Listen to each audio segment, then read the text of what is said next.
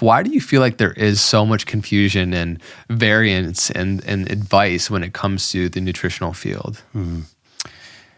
I think there's a bunch of different reasons, but one of the major reasons that I see online is putting too much stock into our own personal anecdote, and our personal experience with something is important, and I don't want to invalidate that, but there are a number of biases that are at play and we may be unaware of when we're considering our anecdote and wanting to communicate that as the solution for everyone. And, often some of the things that kind of come to mind when I think about anecdotes is, we might make a bunch of changes to our diet, but then we attribute it to one thing. So we can kind of oversimplify that. It's not controlled. So we have no idea of sort of comparing it to something else, right, which is what clinical studies allow us to do. So for example, if I do something to my diet and I feel better, for every Simon that does that, how many Andres or Riches or other people are there that would have done the same thing and had a different outcome? Right. So we can get blindsided by our anecdote, and we can become very passionate about our personal experience. We all eat, right? Which is why we all have something to say about it, which is a little different to other areas of science where there's a little bit less confusion and divisiveness. So that's one kind of central area. The other is that you can almost go out and find a study to support any claim you want. And the reason, for that is that there are certain principles within nutrition science that you need to understand to make sense of the findings. When we're looking at a food or a nutrient, whether that is healthy or neutral or unhealthy depends on a number of things. What are you comparing it against?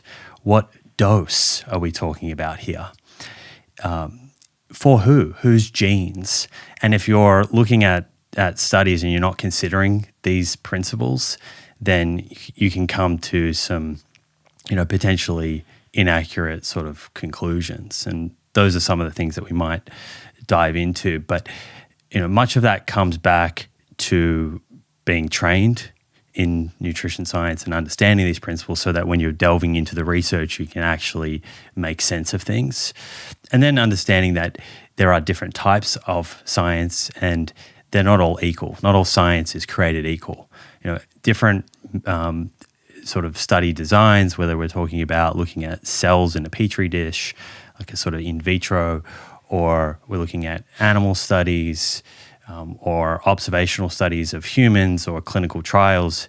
These are all important, but they're not equally as valid or reliable as each other. And so some of those, more what we would call as bench science, which is looking under the microscope, or even animal studies, these are hypothesis generating type of experiments. And what that means is that they're interesting from a mechanistic point of view, but they're very reductionist. And so we can use those to come up with new questions and new hypotheses that we then want to go and test in humans. And when you're testing in humans, then you have to think about what are the different types of sort of ways of investigating a nutrition-related question, and that could be a very long-term observational type study that allows you to look over decades and allow sufficient time for people to have health issues like a heart attack or develop cancer and develop some associations.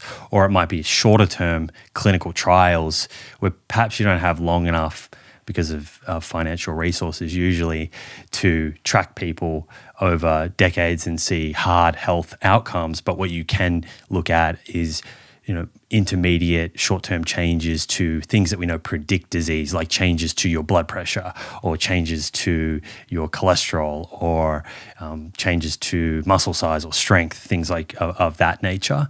So I think not fully appreciating that not all science is equal and understanding where these different pieces of the puzzle fit in. And ultimately, when I'm looking at the evidence, I'm considering that what we would call evidence hierarchy.